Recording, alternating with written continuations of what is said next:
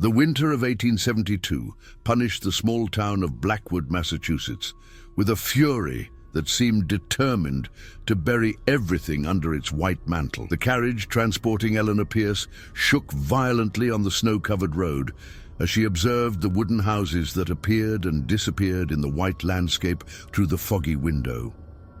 Eleanor was 26 years old, and until 3 weeks ago, she had worked as a teacher in Boston. The letter from Mother Superior Agnes had arrived in a heavy envelope with the red seal of Sacred Heart Orphanage. "We urgently need an administrative assistant with your qualifications," it said.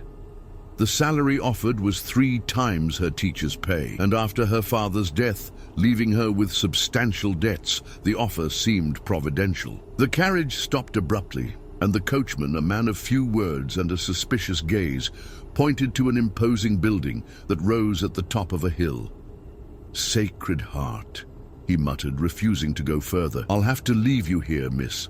The horses won't climb that hill after sunset." "Why?" she asked, confused. He merely shook his head, unloaded her suitcase, and departed quickly, leaving her alone at the base of the hill. Sacred Heart Orphanage was a 3-story Victorian construction with Gothic towers and tall windows. As she climbed the steep path, Eleanor noticed that despite being an orphanage, there were no sounds of children. The silence was absolute, broken only by the cutting wind and the creaking of snow under her feet. At the entrance, an elderly nun with a severe face greeted her. "Miss Pierce, I am Sister Martha. The Mother Superior awaits you." The corridors were cold and dark, illuminated only by candles that projected dancing shadows on the walls. They passed several closed doors, and Eleanor noticed that some had small crosses carved into them. Mother Superior Agnes was a tall, thin woman with grey eyes that seemed to penetrate Eleanor's soul. Her office was austere, with a large crucifix on the wall and piles of books and documents. "Miss Pierce, welcome to Sacred Heart.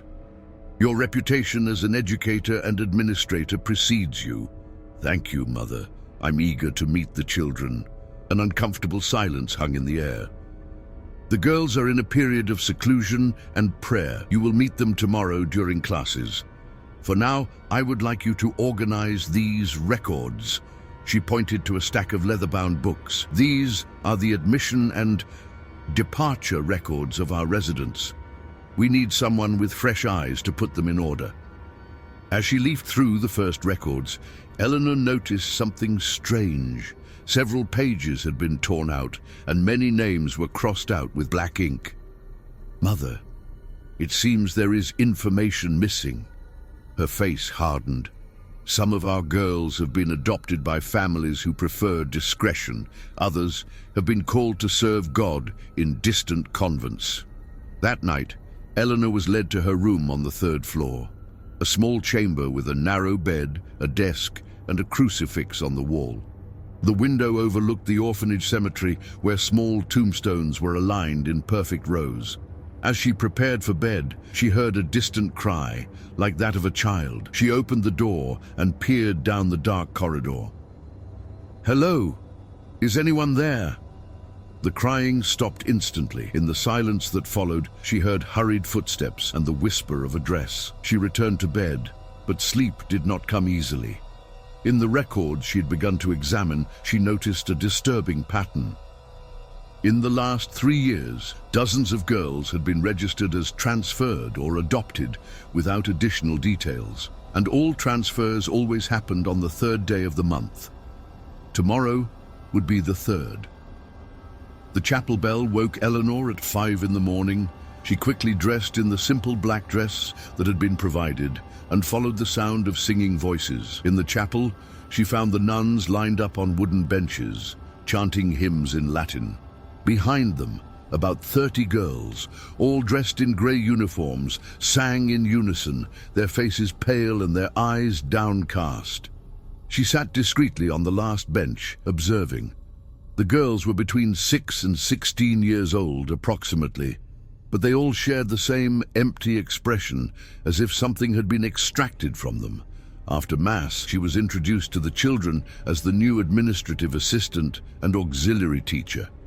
None of them smiled or showed curiosity, only obedient nods of the head. During breakfast in the somber refectory, she sat next to Sister Martha, who supervised the girls with eagle eyes. "Are they always so quiet?" Eleanor asked in a low voice. "Discipline is the foundation of virtue, Miss Pierce. These girls come from broken homes, from situations of sin and degradation. They need to learn restraint and obedience." As she watched them eating insipid porridge, she noticed an older girl, perhaps 15 years old, with red hair and penetrating green eyes.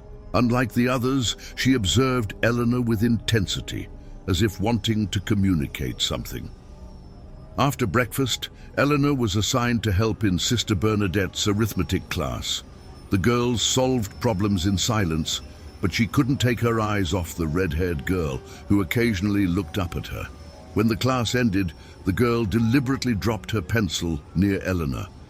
As she bent down to pick it up, she whispered, "Library, history shelf, red book, midnight."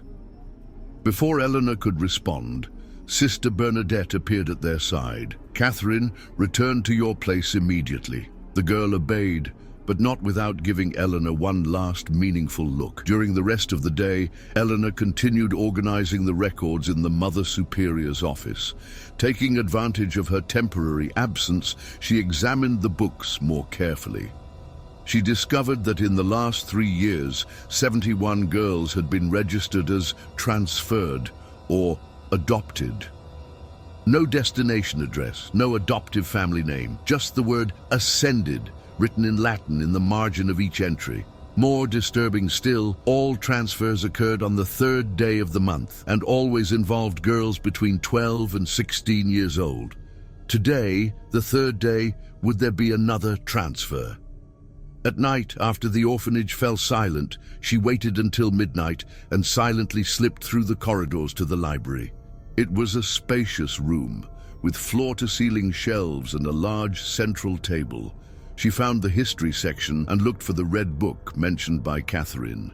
It was an old volume about the history of Blackwood. Upon opening it, she discovered that several pages had been cut out, but between pages 42 and 43, she found a folded piece of paper.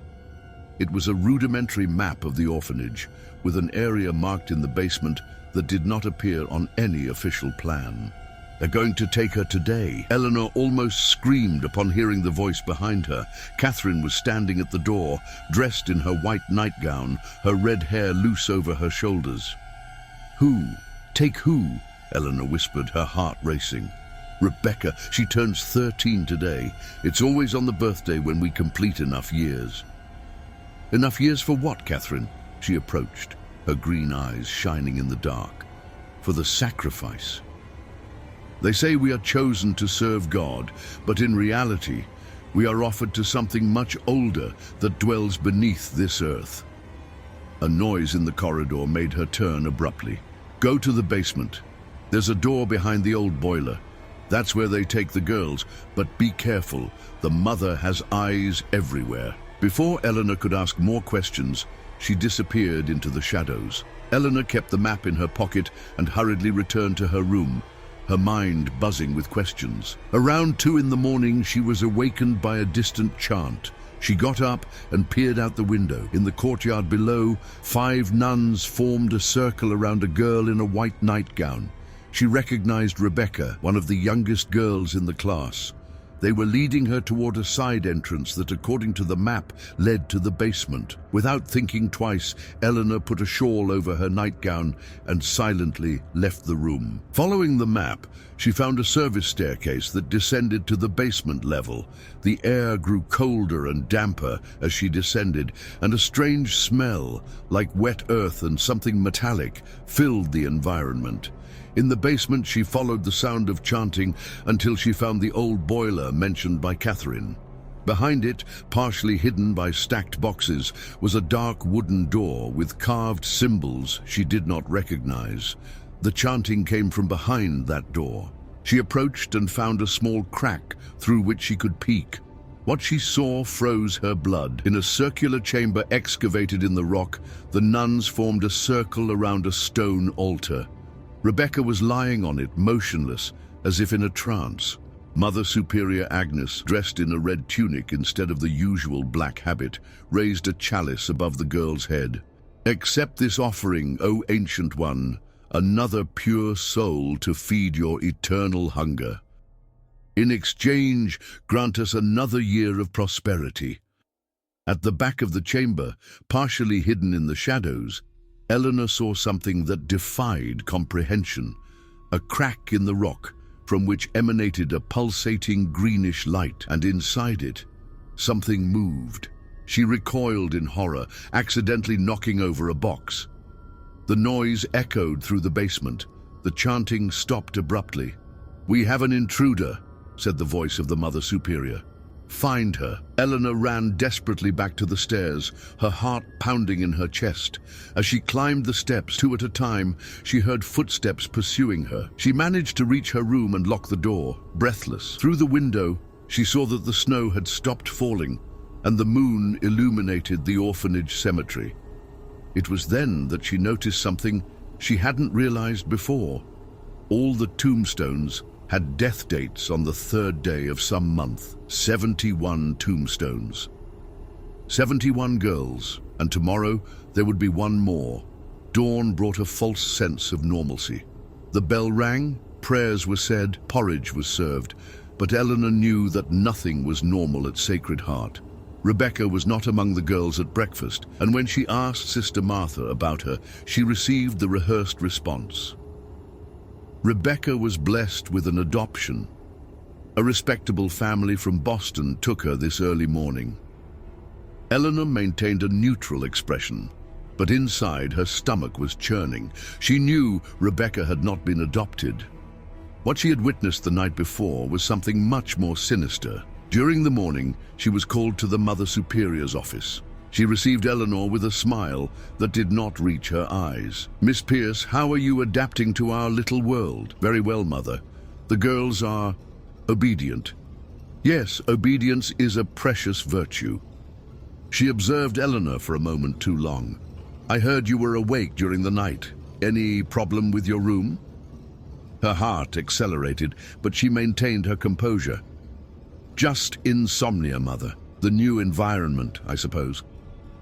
"I understand. Perhaps an herbal tea would help. Sister Martha prepares an excellent one." She paused. "Miss Pierce, I would like you to accompany me to town today. We need to resolve some matters at the bank and the notary's office." It was an opportunity to leave the orphanage and perhaps discover more about the town and its relationship with Sacred Heart. Eleanor promptly accepted. The orphanage carriage took them down the snow-covered road to Blackwood. It was a typical New England town, with wooden houses, a white church with a pointed tower, and a main street where commerce and services were concentrated. At the bank, Eleanor was introduced to the manager, Mr. Holloway, a corpulent man with graying sideburns. He treated the Mother Superior with exaggerated deference. The funds were transferred as requested, Mother. The Prescott family was very pleased with the arrangement. Prescott. The surname was familiar to her. Then she remembered. In the records, the last entry before Rebecca was a girl named Sarah Prescott, transferred 6 months ago. While the Mother Superior conversed with the banker, Eleanor took the opportunity to discreetly examine the documents on the desk. They were receipts for substantial transfers to the orphanage, all from prominent families in the region. Next to each amount, there was an annotation: compensation for the ascension of name. Were they selling the girls, or was it something even more terrible?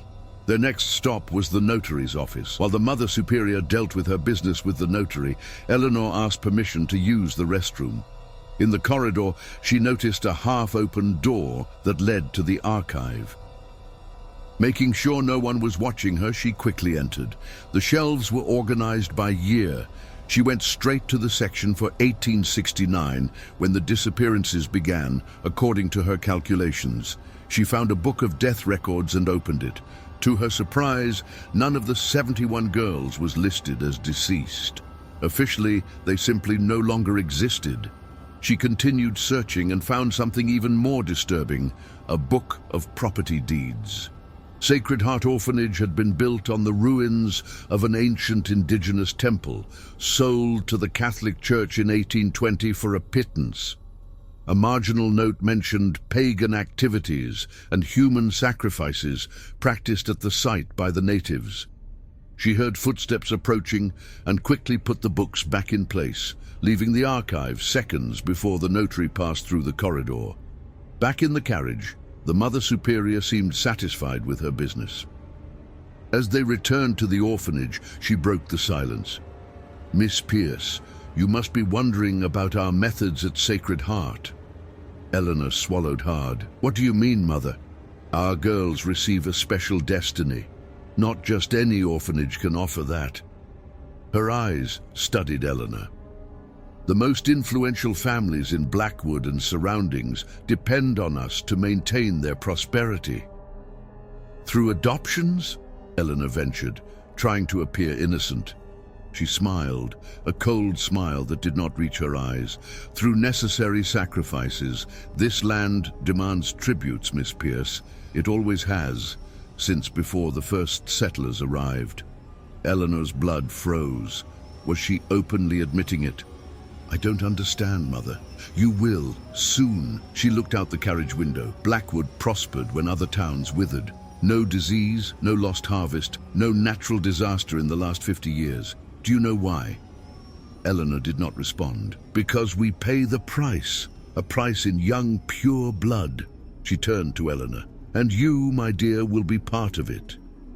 When they returned to the orphanage, Catherine was waiting for Eleanor in the corridor, pretending to clean the floor. As she passed by, she whispered, "Library, midnight, brought help."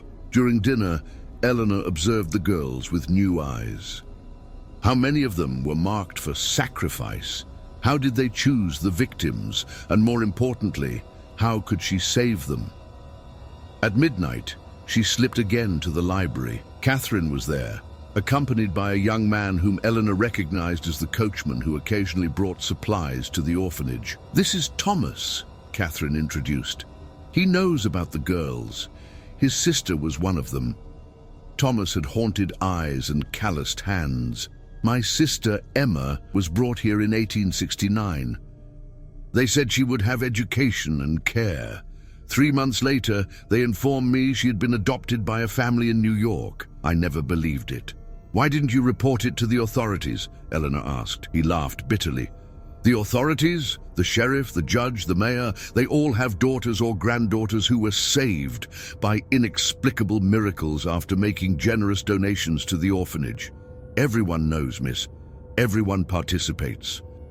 "It's a pact," explained Catherine. "The rich families deliver orphans and receive prosperity in return.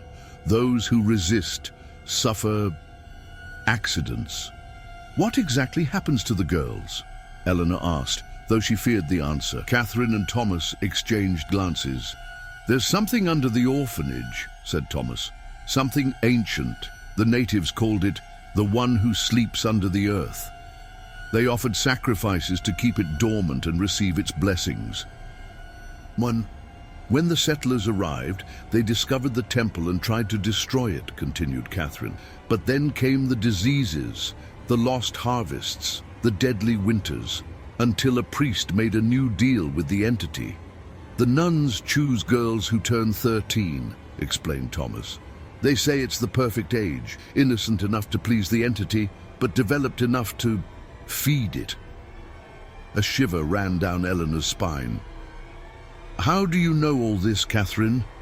"Because I'm next," she replied, her green eyes shining with contained tears. "I turn 13 tomorrow." The revelation hit Eleanor like a physical blow. Catherine would be the next victim, and she had less than 24 hours to prevent another sacrifice. "We need to get you out of here," she said, holding Catherine's cold hands. "All of you." Thomas shook his head. "It's not that simple. I tried to help other girls escape before. They never get far. It's as if the earth itself stopped them." What do you mean? Sudden fog, trees that seem to change places, strange sounds that make them return out of fear. And those who actually manage to get away are found dead on the roads, as if they had accidents. Catherine nodded. The entity has eyes everywhere. The trees, the animals, even some people in town seem possessed sometimes. This explained why no one had reported the disappearances for so many years. It was a conspiracy that involved not just the orphanage, but the entire town of Blackwood. There must be records, Eleanor murmured, thinking aloud. Something that documents this practice over the years. The Mother Superior keeps a special book, said Catherine. A diary where she records each sacrifice since the orphanage was founded. She keeps it in a secret compartment behind the altar in the private chapel. How do you know this? I spied on her. I have abilities that the other girls don't have. I can move without being noticed, hear conversations from a distance. She hesitated. That's why they chose me to be next. They say I am specially gifted, which will make the sacrifice more powerful. Thomas consulted his pocket watch. I need to go before they notice my absence. I'll return tomorrow with the supply carriage. If you can get the book and have some girls ready, I'll try to create a distraction. After his departure, Catherine led Eleanor by an alternative path to the Mother Superior's private chapel.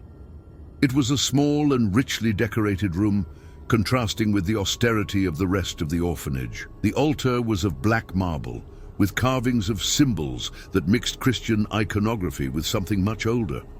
The compartment is behind that panel, whispered Catherine, pointing to the wall behind the altar. Eleanor approached cautiously and pressed different points of the panel until she heard a click. A small door opened, revealing a book bound in dark red leather. Upon touching it, she felt a strange sensation, as if the book were alive and pulsating. She opened it carefully. The first pages dated from 1820, written in an elegant calligraphy. Today, we made the first sacrifice to the Ancient One. The girl, Mary Sullivan, 13 years old, was offered according to the ritual. The blood was spilled in the crevice, and the entity accepted the offering. In exchange, the plague that afflicted the cattle ceased immediately. The pact is sealed. Page after page, the book documented monthly sacrifices in the early years, which gradually became quarterly, then semi-annual, and finally annual as the entity apparently became satisfied with fewer offerings. But in 1869, something changed. The Ancient One is restless. Tremors have been felt beneath the orphanage, and several girls have reported dreams of a hungry presence in the depths. We consulted the ancient texts and discovered that the entity's hunger grows every 50 years. We will need to increase the sacrifices. That was when the mass disappearances began. 71 girls in 3 years, and Catherine would be the 72nd. The last pages contained lists of donor families and the miracles received in exchange. Cures for terminal illnesses, inexplicable rescues from disasters, sudden fortunes. The entire town prospered at the expense of the blood of innocent children. A noise in the corridor alerted them. Quickly, Eleanor put the book back in the compartment and pulled Catherine behind a heavy curtain. The chapel door opened, and the Mother Superior entered, followed by Sister Martha. "Is everything prepared for tomorrow?" asked the mother. "Yes, the girl Catherine will be prepared at dawn. The ritual will begin at midnight, as always." "Excellent. And what about the new assistant?" Eleanor held her breath. "Miss Pierce. She asks many questions, but nothing we can't control." The Mother Superior smiled. "She may be useful. Young, healthy, without family. Perhaps the Ancient One will appreciate an additional offering this year." Eleanor felt Catherine squeeze her hand tightly. 2 sacrifices in one night? That hasn't been done since 1820, commented Sister Martha. "The Ancient One is especially hungry this year. The tremors have increased, and the girl's visions are more intense. We need to calm it completely before it fully awakens." After discussing a few more details of the ritual, the two nuns left. Eleanor and Catherine waited a few minutes before emerging from their hiding place. "They planned to sacrifice both of us," Eleanor whispered, fear tightening her throat. Catherine nodded, her face pale. "We need to act now. We can't wait until tomorrow. How many girls can we trust for an escape plan? 5 or 6 at most. The others are too indoctrinated or too frightened to help." They elaborated a quick plan.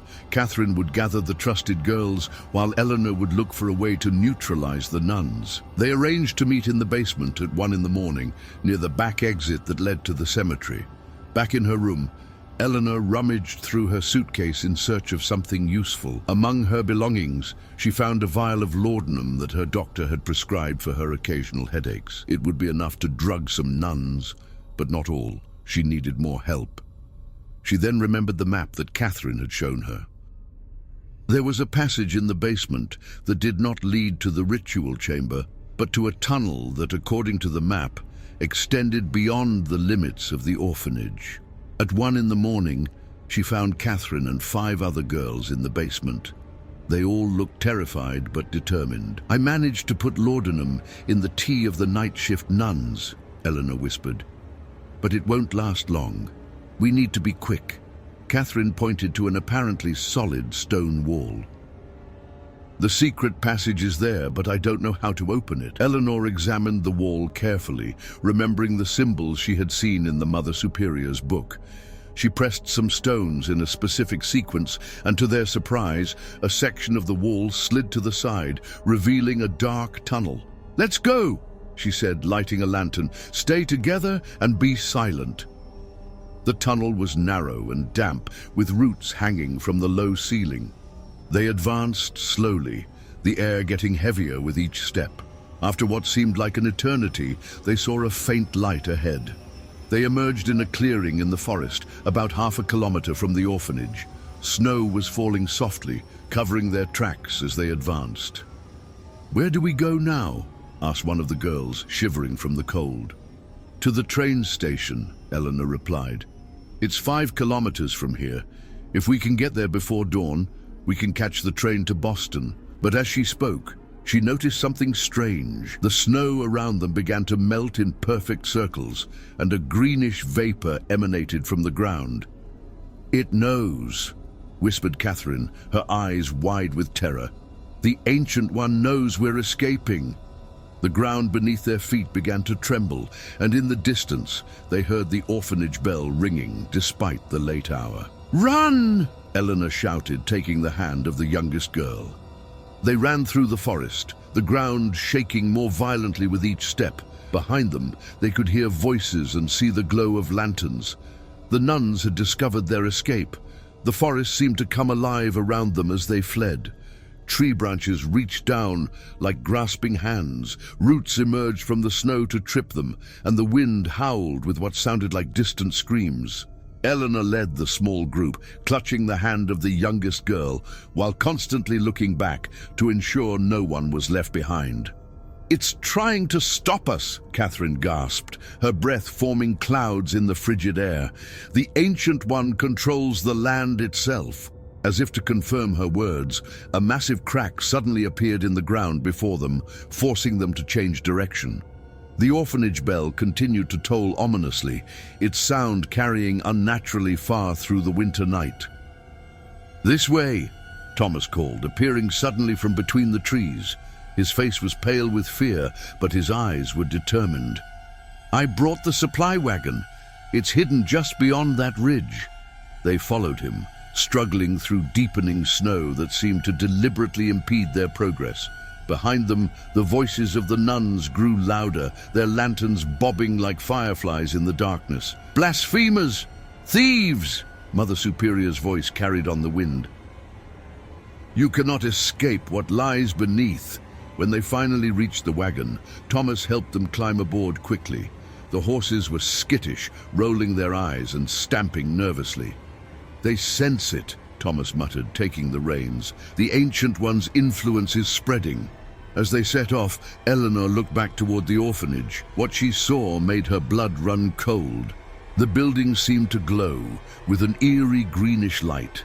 and the ground around it undulated like the surface of a disturbed pond. Most terrifying of all, dark figures moved among the trees. Not just the nuns, but other shapes, hunched and inhuman, that seemed to flow rather than walk. "What are those things?" she whispered.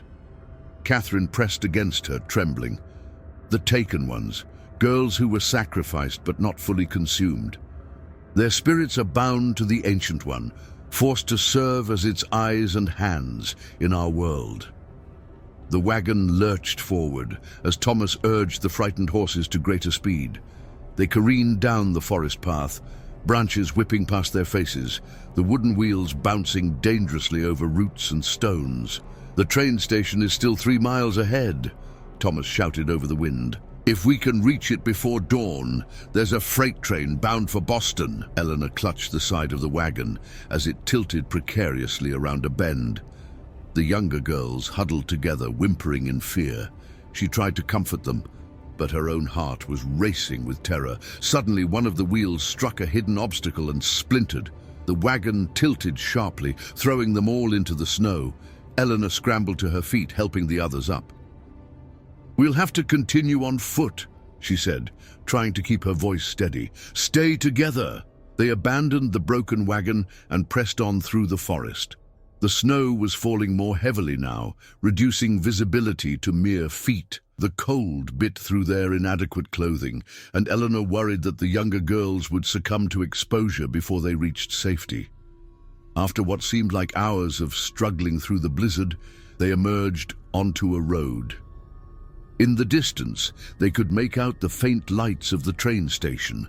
"We're almost there," Eleanor encouraged, though her own strength was failing. "Just a little further."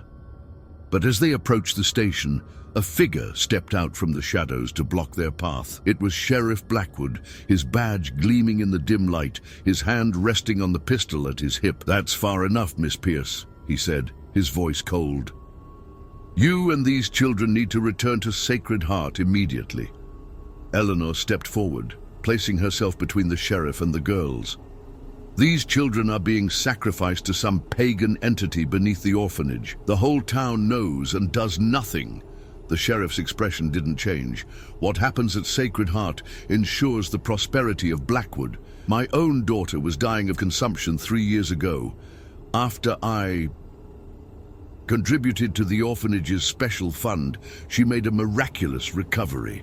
"You sold your soul," Eleanor said in disgust. "I saved my child," he countered, "and preserved our town. The Ancient One has protected Blackwood for generations. No disease, no crop failure, no economic hardship. A few orphans no one wants anyway is a small price to pay." "They're children," Eleanor cried. "Innocent lives." "They serve a greater purpose," came another voice. Mother Superior Agnes emerged from the swirling snow, flanked by several nuns. Her eyes seemed to glow with an unnatural light. "And now you've awakened the Ancient One's full wrath. Feel the earth beneath you, Miss Pierce. It hungers."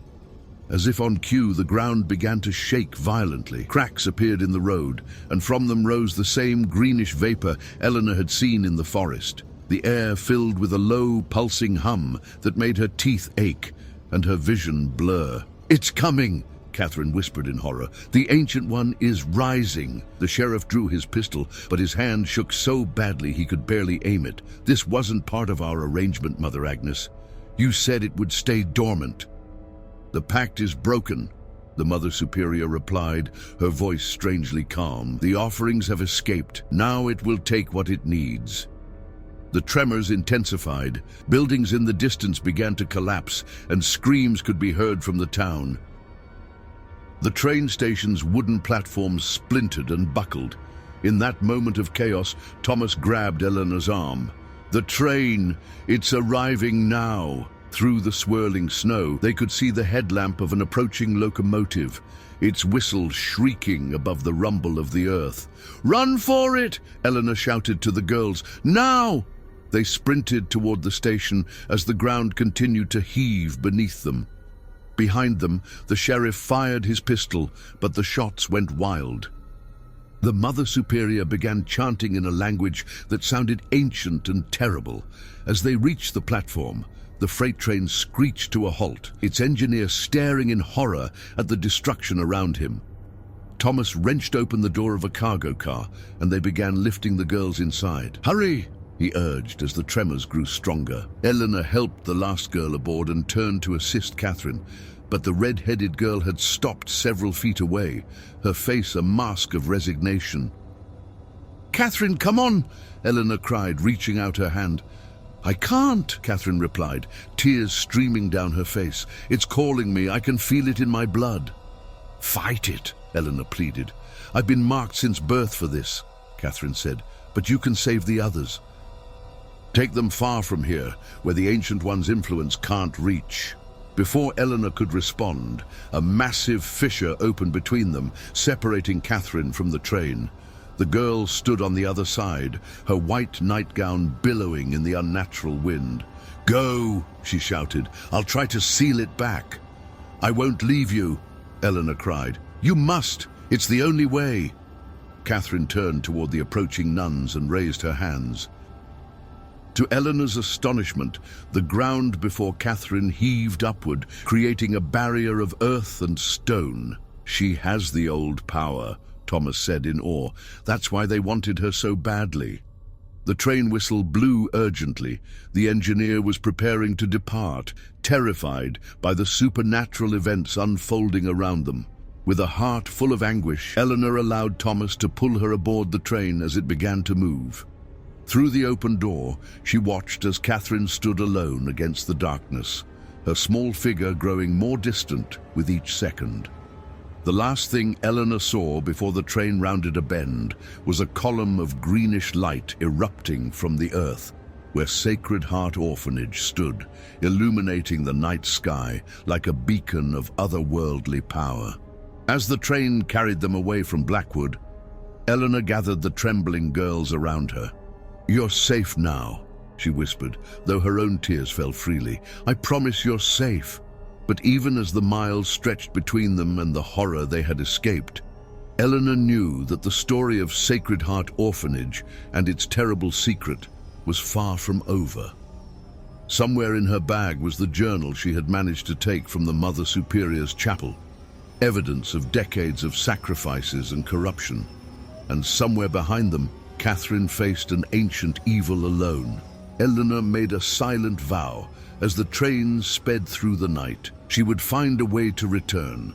She would expose the truth about Blackwood and Sacred Heart, and somehow she would save Catherine and put an end to the horror beneath the orphanage once and for all. But as the distance grew, she couldn't shake the feeling that the Ancient One's influence stretched far beyond the boundaries of that small New England town, and that its hunger, once awakened, would not easily be satisfied.